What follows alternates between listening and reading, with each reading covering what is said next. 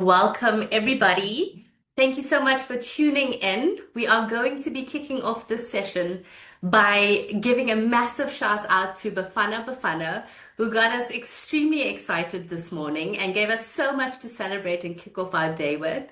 As early as 4 a.m. within the Lekker network, we had members that were chanting, celebrating, sending us videos of the victory that Bafana achieved this morning in the FIFA World Cup. Thank you for joining today's session, the Lekker Network's Led by Her workshop, A New Lens on Money. Led by Her is a woman-led engine within the Lekker Network, and although it is led by the incredible woman within our network, it is inclusive of everybody. Whatever your pronoun that you identify with is, this conversation is for you and it is applicable to everybody in a career or building a business. Today's session is going to be led by Mandy Russell, one of our members, founder of Fresh Horizons Ventures, who will be taking us through a very practical workshop. Now, the pillar that we're going to be discussing, it's one of the 5 prominent pillars in Led by Her, called economic traction. I'm just going to give our audience a little bit of context on how this webinar came about. And we have this format within the Lekker Network called Boost Sessions. We've been running Led by Her specific Boost Sessions recently. And in this one Boost session, a common theme seemed to have come up. We had a lady that was transitioning and pivoting from corporate into the entrepreneurial world space, as well as a lady that has she's launched new services within the market, and the advice that was asked was, how do I actually charge my services with something new in the market? Mandy was in that session and she was like, hold up, this is one of the topics that one of my coaching programs covers, and generously offered to have this workshop not only to the members of the Lekker Network, but open it up publicly to those that she knew would benefit from such an important conversation. So without any further ado, I am going to get into panel introductions. Mandy, firstly, thank you so much for your kindness and opening up the session to everybody, because it does impact everybody. The way that we earn, the way that we charge, and even the way that we receive money. It goes a little bit deeper than just the surface. It's got to do more with the relationship and the mindset around money, as you've mentioned, right? Can you tell us a little bit about yourself, Mandy, and what your company, Fresh Horizons Ventures, does within the market? Thank you, Sharell, and I'm just delighted to be here with everybody and making this available in a more public setting. So I am a journey guide, and I partner you. I'm your journey guide in moving from where you are now, which may be a place that's stuck, and where you would like to go to open your best chapter. And I do that in a very personalized way, bringing together my decades of personal transformation work and neuroscience, and potentially the lens of the money coaching to open that new chapter for you. Thank you, Mandy. I'm going to move on to the next panelist around our screen. It's somebody who is a TEDx speaker, but also somebody that I watched on TV just a while ago on ENCA. She owns a business called Engaged Humans. Paula, Quinsee, please do introduce yourself and tell us a little bit about Engaged Humans. Thanks, Sharell. Yes, so Engaged Humans works with businesses of all sizes to bring the human back into the workplace and into our homes. And yeah, I'm looking forward to this discussion with the panelists and what's going to come out of it. I have had a brief interaction with Mandy, so I am looking forward to the rest of the conversation. Thanks for that, Paula. And just to our audience at home, we want you to be engaged. Please comment in the questions, the Q&A bar, put your questions through, all your comments, etc. The panelists that we have around the screen today also have not gone through this workshop, and you will be participating within that workshop as well. This is new for all of us, so Mandy will be guiding us through quite carefully. So put your comments in the Q&A section and we'll cover them as we go. I'm moving on to another person that I was watching on the screens, a runner-up of the Apprentice, the Insurance Apprentice that was aired on SABC3. Darius, welcome to the panel, and please do tell us a little bit about Wyngaardt Brokers, who you are a founder of. Morning, everyone. Thank you, Sharell. Yes, well, we specialize in risk and insurance. We do quite a bit of planning on behalf of clients to ensure their financial continuity by using the infrastructure and facilities that are available to us as intermediaries, and we act as independent advisors for clients to ensure that they are de-risked and living happier, safer, and safeguarded lives in their personal capacities and their businesses. Thank you for that, Darius. Moving on to last but not least, I'm going to share a quick story before I bring you in, Sigi. One of the moments that I have of our time together, and we've only met twice in our lifetimes, was this year's summit. About 70 of our members at the Lekker Network Summit went on this hike on one of the hottest days in Cape Town. And everybody came off of that hike absolutely finished. And I was walking with Paul Viviers, our head of growth within the Lekker Network. And you were walking with us, and we said, Sigi, we are hopping into your car. Please drop us off. And I know it wasn't out of your way, but it was such a pivotal moment and also a great glimpse into how we all connect within the Lekker Network. Never connected with you prior to meeting you for the first time a year ago, and we just hopped in your car. A lot of members, in fact, just hopped into each other's cars and made their way off. You are a founder of Yellow Road Mediation, and you are an internationally accredited mediator. Sigi, please just tell us a little bit more. Thank you, Sharell. Yeah, that was quite a morning, the hottest day of like the year forever. Yeah, fun times. I'm looking forward to the next one. So Yellow Road Mediation, myself, I'm an attorney by background, but I find that I tend to be more in favor of making peace than a conflict. And so Yellow Road Mediation is really about helping people resolve conflict in a corporate or commercial setting. So whether it's contractual disputes, shareholder disputes, workplace mediation, helping solve relational issues within the workplace, that is what we do. And yeah, it's wonderful to see peace being brought in the workplace or amongst people. Amazing introduction. Thank you, Sigi. We are going to now transition into the workshop. I've just launched a poll for our audience at home. Please do participate in the poll. We'll be bringing in some of your responses, but I will be now handing over to Mandy, who will be giving us the context of how she will be running this workshop and everything that our audience would need to know. Panelists, we are participating actively in this workshop, so please do ask any questions that you have as Mandy goes about the procedure of it. Mandy, over to you.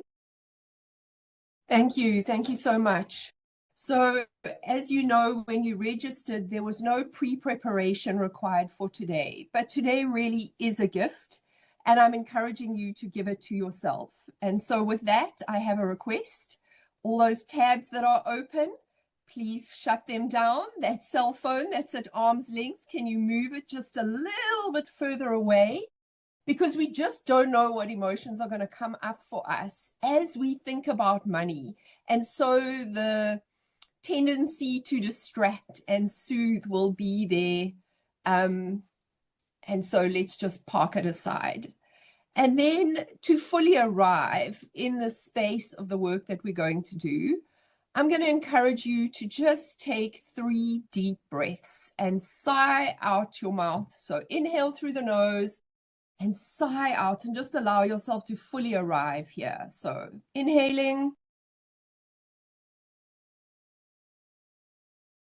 Everything that it took to arrive, to make this time, to carve it out. Inhaling again.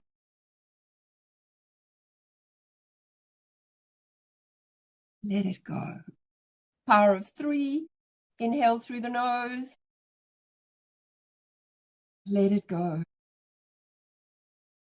So if you have any means to write, that would be great, or type. Just literally half a page is all that you're going to need. And if you're not in a place that you can do that safely, then please just allow your subconscious to remember what's most important for you. So just to allow us to drop from head into a little bit of the heart and the body, If you're sitting somewhere, just rub the palms of your hands up and down your thighs. So up to the kneecaps, back again, just feeling the texture of your clothes, allowing yourself to be fully here in the experience of your body as well as your mind. And as you do that, I'm inviting you to connect to what brought you specifically to today's webinar. What were, of all the things that you're currently dealing with around money, what's the one thing that you'd like to focus on and have that be the prism for yourself in today's session? And just make a note of that. I'll give you some examples, but you really can use any one that you like. It might be how you earn your money, how you spend your money, how you negotiate, how you receive money, how you charge for your goods or services. Maybe it might be about the fact that you avoid anything to do with money, or how you respond emotionally to money. So just making a note of that. The exercise that we're going to do today is about resetting our money story, and so bringing a new lens. Now, we all have a money story. There isn't anybody that hasn't had some interaction or something, whether they're conscious of it or not. And the power of creating the new story is that we don't have to go back and deal with the past. We can just start today, right here, right now, in this webinar. So we're going to shift the world for how you see things, and the opportunities you experience and create are going to come more into alignment with who you are. So it's a really powerful exercise because we're always imprinting our subconscious with images, ideas, and sayings. So when you look at your brand new money story that you're going to create today, and you look at it every day, you're going to be imprinting what you want to be creating in your life. And that's the fastest way to shift out of the past. So let's get right into the exercise. I'm going to ask you a question, and that is to think of someone or something that you feel a sacred or deep connection to. You have a sacred or deeply connected relationship with them. This could be someone who holds a very special place in your heart, and when you think of them, you feel strongly connected. It could be someone or something that is alive and present in your life now, or it could be from the past. So just take a moment and really connect to the feelings and emotions that you have with that being. And then write their name down.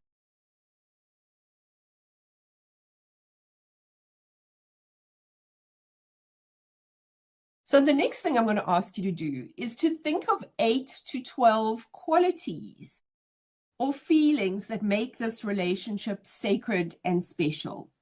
Dig deep, don't hold back. Just connect with everything that really makes this relationship so special for you.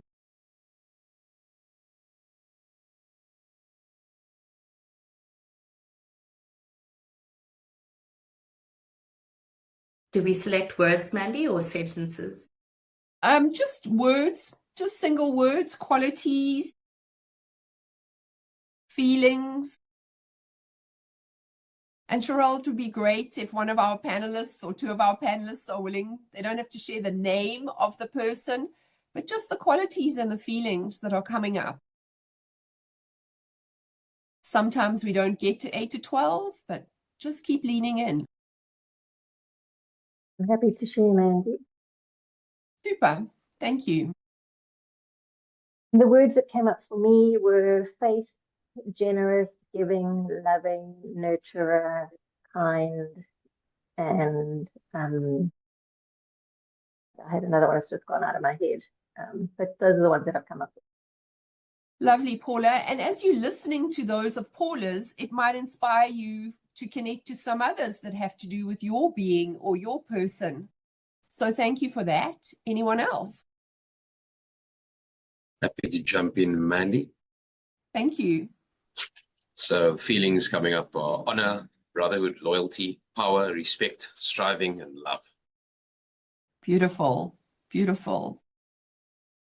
All right, so now that you've got that list, the next step that we're going to do is substitute the word money for the person's name or the being's name that you just wrote down. And now reread your list of qualities and feelings and think about those through the lens of money.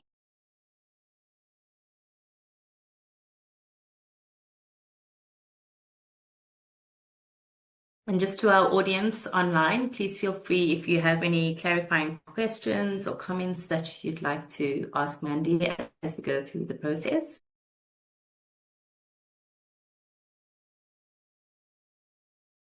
So I'm just giving you a moment to allow that to settle into your body as you look newly at those qualities and feelings, and you start to think about, wow, what if I looked at money from that perspective? So the next thing that I'm going to ask you to do is to circle 3 of the qualities or feelings that are clearly missing from your current relationship with money, or they feel uncomfortable in some way, because that's where the opportunity for breakthrough is. So either they feel uncomfortable or they're missing from your current relationship with money.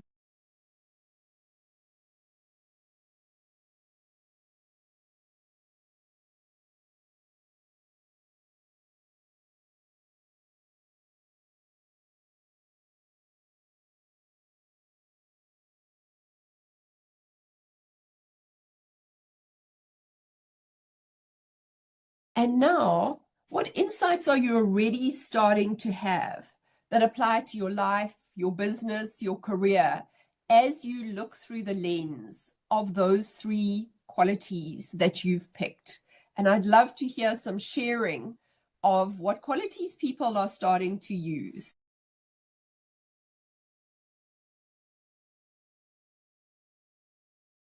To our panelists, anybody keen to share? Sigi, thank you. Yes. Yeah, very interesting. Okay, so the 3 that I circled was attentiveness, fun, and a shared sense of humor. Wow. And I think, money is not a laughing matter as I've grown up, and I guess the way I think about money is seldom, it's seldom in terms of humor. But also for fun, like you said, in terms of feeling guilty, like that is something I really struggle with. Like, where's that line of, is it okay? Like, how much fun is okay? How much to spend on fun? How much to save? Just that there's the constant sort of battle on what is okay and what isn't. And I think I often feel guilty if I spend money on things that are just fun and not necessary or, helpful as such.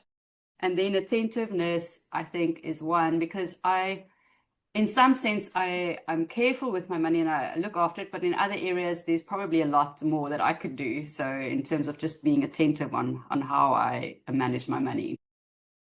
Yeah, so maybe there's going to be a monthly review, and maybe you're going to be checking whether the fun pot is getting its allocation, because very often we don't allow the fun pot to get any allocation.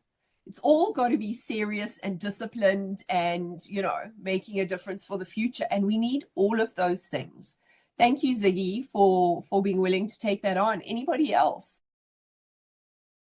Mandy, if I can just bring in one of the poll questions from the audience was, when you think about money, what emotion comes up most often? And the audience, the 2 highest ratings was 33% on anxiety, 33% on uncertainty. The other 2 metrics was confidence and hope, and those were the lowest. So now, as one starts to think about bringing this new lens, so for example, I shared on LinkedIn recently that when I did this exercise last year, I used our CEO, who's Mystery the Cat. And the 3 words that came up for me was deeply connected, sensitive, and clever. And I suddenly realized, I've never thought about money from the lens of being clever about it. And so now I have something that when I want to spend money, I can ask myself, what's this really about? Is this a clever choice? Or is it something that I'm doing to soothe some uncomfortable feeling that's going on underneath? And as a highly sensitive person, sensitive and deeply connected, now come into alignment. So where I would have kept those separate in my relationship with money and said, oh, that's about me as a person, I'm now bringing that in to my conversations with money. And I'd had this desire for a long time. I had a friend that was a stylist, and she was from Holland. And she always said, she's amazed at South Africans, how we have a winter wardrobe and we have a summer wardrobe. And we should be combining those two. And since I brought these 3 words in, I'm suddenly playing in my wardrobe in a whole new, different ways, wearing things in the winter that I would have only worn in the summer, just by popping my thermals underneath. And so I'm being smarter about something that I would have spent quite a bit of money on in the past. So those are just some of the ways that it's been showing up for me. And I'd love to hear some of the words that other people have chosen. Sharell, are they able to pop that in the chat? Yes, we have somebody, Letitia, who has mentioned she also circled fun, and she would like to make the budgeting process more fun and not feel the anxiety. Thank you, Letitia, for that I one. love that. I love that. And then we have Amanda Riki, who says, I feel like I have lost my money mojo. I used to be much better with money. Through some stressful COVID uncertainty, my relationship with money has changed. I used to be way more confident and optimistic about money. So I'd love to be asking Amanda, what are the words that she came up with, and how does she see bringing those in to shift that relationship that's shown up in recent years? And I think what Amanda's pointing to is really important, because our relationship with money isn't constant. It's going to change over time, and we can bring new words in and new values at any opportunity. Darius has a question. Yeah, what an interesting way to think about this. I'm not sure how to interpret this, so I lay myself before you, Mandy, but I think there is something to reflect here. So I've circled loyalty, respect, and love. And I'll say this, I don't feel loyalty towards money. Money I see as a tool. I also don't love money, because it is like falling in love with a drill in my eyes or a spanner. But I also respect it enough to know that it is an enabler to equip me to do other things, to offer value to others, to do and achieve my goals. So yeah, interesting. So Darius, thanks for being, vulnerable about that. I really appreciate it. And I was thinking about that word that you read out earlier, which was brotherhood. And I thought, oh, I wonder if he's going to bring that one along. So what was the area that you flagged at the beginning of the exercise that you really want to bring your lens to today? My thoughts went towards how to best manage and integrate the spend between business and personal, and to understand, where I should be allocating what over different periods. I look at our financials recently, and I'm happy to report we're doing well. But, where should I be putting this, and what's the right allocation? Everybody wants the perfect guideline. What's the appropriate amount to put where and when, especially as a business owner? Where should you specifically or potentially extract, and where should you invest? Yeah. And do you love your clients? Absolutely. Yes. So I'm encouraging you to see yourself as a client and bring that love to yourself, and identify inside of your own financial goals, how would you respect and love those goals by giving them an allocation in your financials? Because, you know, I'm going to put you on the spot, but how many people are employed in your business or have livelihood as a result of your business? A lot, right? Yeah. So There are quite a few. if you're not taking care of you, then there's a ripple effect for everybody else that also gets to be impacted and interact with your business, be they suppliers or clients. And so it would come into alignment and have integrity if you're also respecting and loving. And I didn't catch your third word. Remind me of your third word. The third one was loyalty. Loyalty. You know, often people talk about paying yourself first. And very often what business owners do is they see what money's left at the end of the month, and then they say, okay, that's what I can take. Yeah, definitely. So that would be a new possible way to be exploring when you're looking at the money, at the financials, and you're looking at how you integrate them in a new way. Does that help you? Yeah, very interesting. This is opening up doors to my mind I didn't think would be accessed in this session. Thank you. Yeah, lovely. I'm so delighted. Paula, And go for it, Sharell. Paula, Sigi, anything that you'd like to add before I bring in some more comments from the audience? I mean, Are I you can just good? share the three words that I circled, Mandy, were faith, generous, and giving. And what that links to for me is the ability to receive.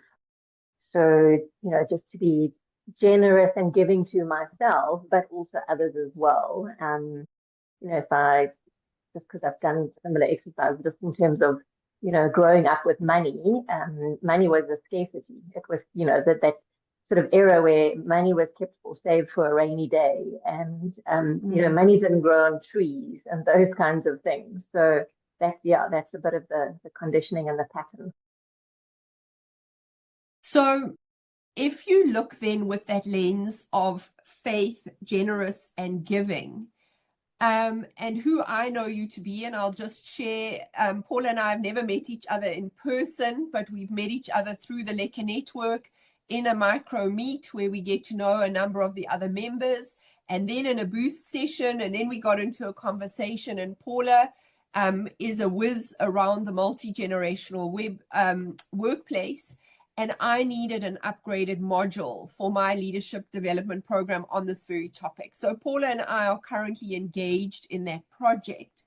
And if you were looking from faith, generous, and giving, and you look at perhaps the places that you over-service, this is a common thing that happens, not just for women, but in business, where we give more. We might say it's going to take 5 hours, and actually we'll end up spending 8. And then you're not being generous to yourself. And then that comes with a little bit of sneaking in, a little bit of resentment or unhappiness or something like that starts to get in the way. And my money mentor always says, don't collapse your business with your charity. Make all the money you want to in your business, and then give it away and support whatever charities that you want. And that's a concept that I think is worth considering in the space of how do you receive. So what opens up for you in that regard? We're going to move to Sigi in a moment. Just some of the words popping up from our audience. From Kirsten, we have, one of mine is responsible. I react to make decisions, not respond. We have from Marilise, creativity, generosity, compassion. From Chantal, openness, vulnerable, and boundaries were 3 that I circled. We have someone from the Anonymous. Is it just me, or does money budget conversations cause tension at home? Okay, now we'll move over to Sigi. Yeah, those are good, excellent comments. Makes you think. I just wanted to mention also from what in line with what Darius said about, you know, loyalty towards money and love towards money, and then how Mandy responded to that is such an an eye-opener for me because, you know, it doesn't mean that you love money or you're loyal to money, but you can use money to grow those aspects in your life, like the way you look after, you know, your staff, or you can use, that's also the part of using money as a tool in a sense to live those values. So I find that very interesting and something to think about for myself as well. Thank you. Mandy, can I just give you one more from the audience? Melissa Please. says her words were strong, endurance, forgiving, but she's not sure how to fully interpret this towards money. Strong, endurance, and forgiving. Lovely. So what I would be recommending to everybody right now is, as I did with Darius, look back to the lens that you were bringing today, that particular area that you said you wanted to focus on. And I don't know if that's possible to quickly type in the chat so that we could know what that is. And then I can make the input a little bit more specific. But I would first begin by being curious and say, where are the places in my life where I'm currently strong with money? And where are the places that I'm less strong? Or where is my money having endurance? Does it get me to the end of the month? Does it also plan for my future? You know, we live in a world where taking care of us in old age isn't guaranteed. So that's something we need to be personally responsible for. So is it going to give me endurance into the time? Am I only living in the short term, or am I doing a both and planning for my future also? And where am I beating myself up around money? And what if I took, you know, I often talk about take the foot off your throat. What if you just forgave yourself for what you've done in the past and said, well, from today, I'm going to take new actions and I'm not going to get myself into that guilt space that has already come up in this webinar.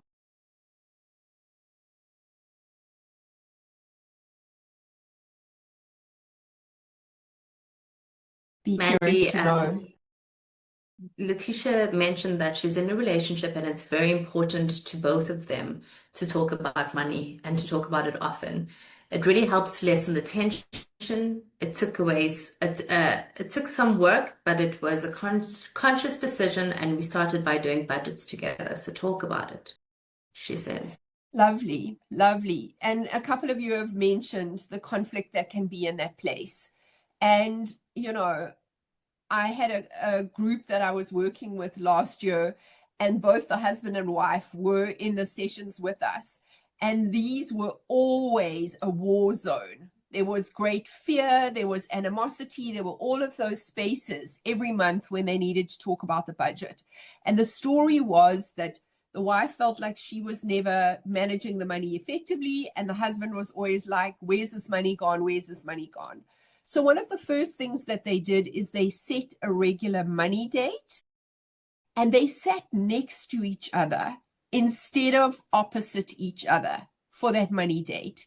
They agreed what the agenda would be. So what is the prep that we need to do for this money date? And where are we each going to come from in having this money conversation? Like, what's the outcome? What's the goal? Why are we investing this precious family time? And one of their big commitments was to shift the legacy and the experience for their daughter, who was already at 11 years old, starting to, you know, make decisions on behalf of her parents about what they could and couldn't be. And so in the end, what they saw was they didn't have a bucket for the unexpecteds.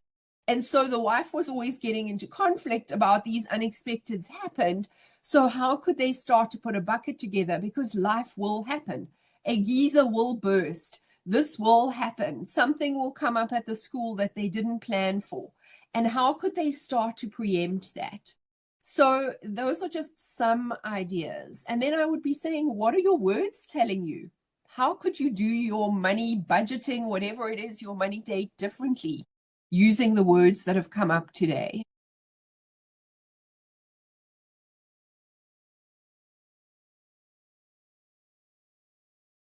Anything else, Sharell, that's there in the comments for us?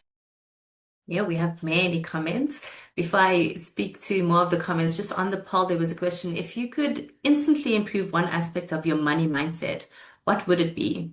48% mentioned reducing financial stress, followed by confidence in my value. Okay, over to the comments. We have Chantal Wilson. I may have over-engineered our budgeting process, but I use data analytics and dashboarding to review all our transactions every month and review budget versus actual.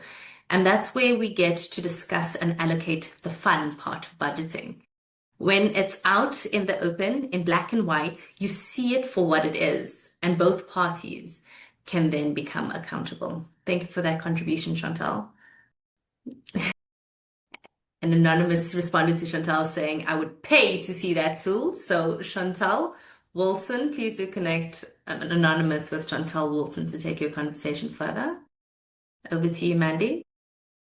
Super. So as we start to wrap up, I really encourage you to go back to the area that you wanted to bring to today's session. But because we're also busy with the economic traction leg, I'd be curious if you just reflect on the first 6 months of the year, because we're as good as at the end of the first 6 months. And in this area, how much money do you believe, just a 5-second check-in, it's cost you, or you've lost, or you've left on the table, or you've overspent, and your money has leaked away over the last 6 months? What do you think that amount comes to? And I'd love it if people would put that in the chat. No judgment, no guilt, just getting in touch with that number.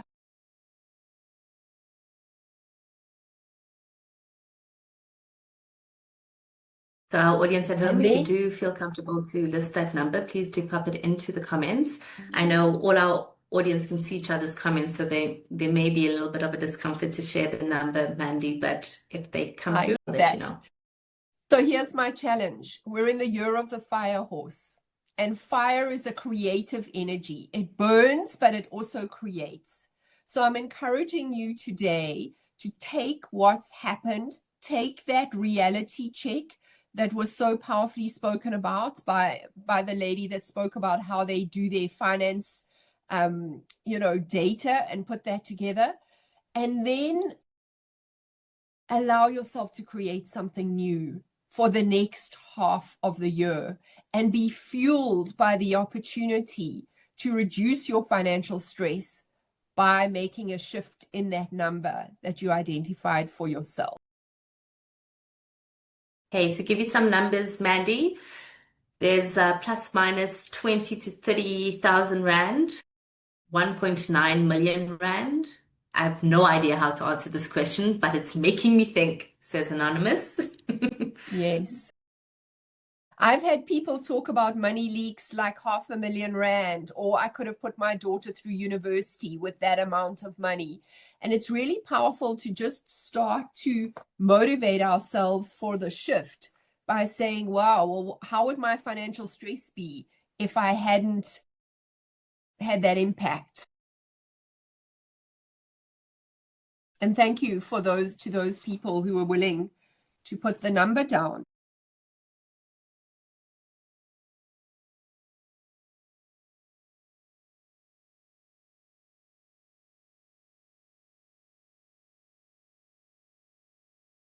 So as we start to wrap up, I'd love for you to just write down for yourself an awareness or insight that you now have about including those 3 missing qualities or feelings into your relationship with money.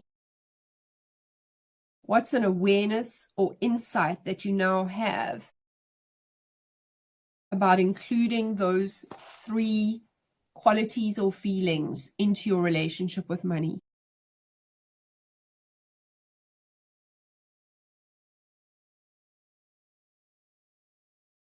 And then for those of you who have had some interaction with me and do know your sacred money archetype, you would take your top archetype, which for me is the ruler, and you would look on the back and you would see what your gifts are and how you could use one of your gifts to help you incorporating that into your life. And that would be a next step if you've had the opportunity to do that. Any comments from our panelists? Yes, Sigi? Yeah, I can share a bit. So yeah, so one of my words was fun, and what another person on the call also said was they budget, actually budget for it. So for me, that's definitely something I'm gonna think of, and how do I budget for fun, and then even to make the process of budgeting for fun, make it fun to budget for fun. And then to be creative, because that's also one that I thought of later, is to creativity with money, and that's something I still need to think about. But yeah, to incorporate creativity in how I manage my money or what I do with my money is something I need to consider still. Ziggy, can I give you a challenge? Yes. When you've created the bucket for fun and you know how Okay. much money it is in there, I want you to make sure you spend it all. Okay. Because giving ourselves permission to spend that budget, I want you to start to then see how you might experience yourself if you did that. And what that would then mean for how you show up for your clients. I mean, you're doing tough work, right? And you need Yeah. that balance. I'll do that. Super. Keep me posted. Anyone else?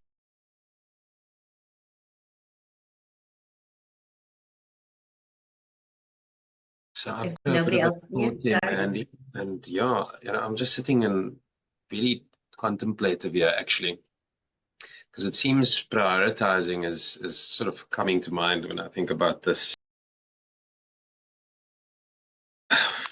Sort of what awareness or insights am I taking out of this? And I'm a big believer in integration across the board, whether it's work life and your time, and it seems it's overflowed quite deeply into the money, but it's so well integrated that the business chews up a lot of the general income that's available to it, and then I do put myself last, as we often do as business owners, because the business takes priority.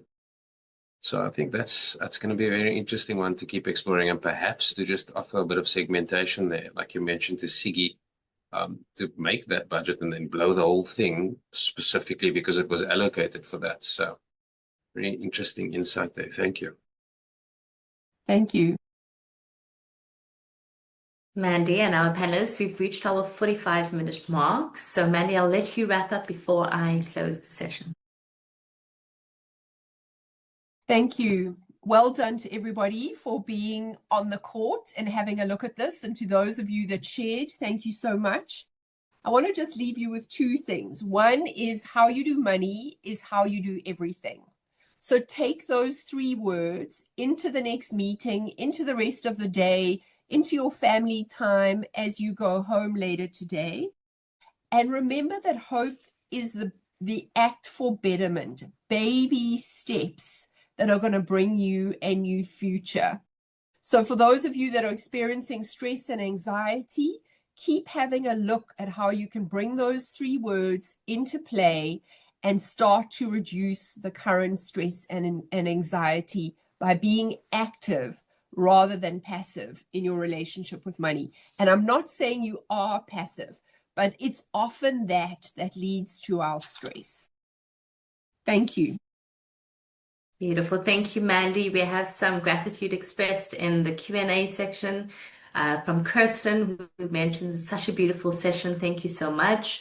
We have, on the top of here, Lee, that mentions thank you in advance for the gift. Thank you, Mandy, and our panelist. Just to our audience at home, if you are more curious about the Lekker network and you want to explore the conversation a little bit further, please feel free to reach out to me on LinkedIn. We can take the conversation further. But I also encourage you, for all the panelists that are on the screen today, connect with them. You've heard about their businesses. If you are able to connect them further to your clients and etc., get your networking game on and make those connections happen. One small thing before I close out, I am giving away a ticket to the Startup Club ZA that's happening in the Gauteng chapter in Johannesburg on the 15th of July. If you are in Gauteng and you are going to be available on the 15th of July for a full day session of networking within the startup space, please pop me a message on LinkedIn and I'll be giving away that ticket. To our panelists, as always, sensational to have you. Thank you so much for joining the conversation. And our viewers at home, Mandy, exceptional workshop to have, and it's definitely giving a lot of people, just even in the comments, a lot to think about after the session. Have a lekker day further, everybody, and take it easy. Bye-bye.